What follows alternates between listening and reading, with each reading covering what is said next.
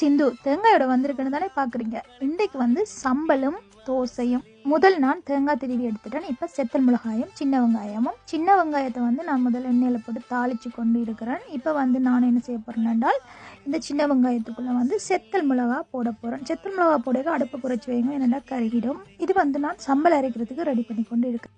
இப்போ இது வதங்கி கொண்டு இருக்கேன். நான் டக்காந்து கருவேப்பிலை போடுறேன். உங்கள்கிட்ட கருவேப்பிலை இல்லாட்டி கருவேப்பிலை போடாமலும் அடிக்கலாம்.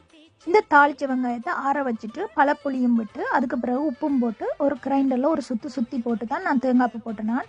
தேங்காய்ப்பு போட்டுட்டு அதையும் ஒரு சுற்று ரொம்ப அறுவல் நுறுவலாக தான் அடித்தேன். இப்போ நான் சம்பளை அடித்து முடிச்சுட்டேன். சம்பல் ரெடி. இப்போ நாங்கள் அடுத்தது பார்ப்போம். இந்த தாளிச்ச எண்ணெயை நான் என்ன செய்ய போகிறேன், தோசைக்கு வந்து தடவுறதுக்காண்டி என்ன செய்ய போகிறேன்னா நல்லெண்ணெயோட கலந்து விட போகிறேன். ஏன் தெரியுமா, நான் வந்து தோசைக்கு தாளித்து போடுறேன். எங்களோட வீட்டில் பிடிக்காது தாளித்த தோசை. நான் வந்து 2 கப் உளுந்துக்கு 2 கரண்டி வெந்தயம் போட்டு முதல்ல 2 மணி நேரம் ஊற வச்சுட்டு அதை அடிச்சுட்டு அதுக்கு பிறகு ஒரு சுண்டு அவிச்ச மாவும் ஒரு சுண்டு பச்சை மாவும் கலந்து இரவே நான் செய்து வச்சுட்டேன். தோசைமா நல்லா புளிச்சு வந்துருக்கு. இப்போ தோசை நான் ஊற்றி கொண்டு இருக்கிறேன். அந்த எண்ணெயை தான் தடவுறேன். அந்த வெங்காயம் தாளித்த எண்ணெய் இருக்குல்ல, செத்தல் மிளகா வெங்காயம் தாளித்த எண்ணெய், அதைத்தான் இந்த ரொட்டி இதுக்கு மேலே தடவினான். சூப்பராக வந்தது.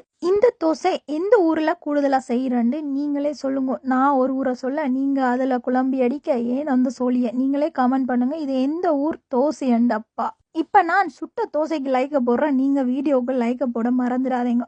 இந்த வீடியோ உங்களுக்கு பிடிச்சிருக்குமென்னு நான் நம்புகிறேன். இப்போ உங்களிடமிருந்து விடை பெறுவது உங்கள் அன்பிற்குரிய சிந்து. நன்றி, வணக்கம்.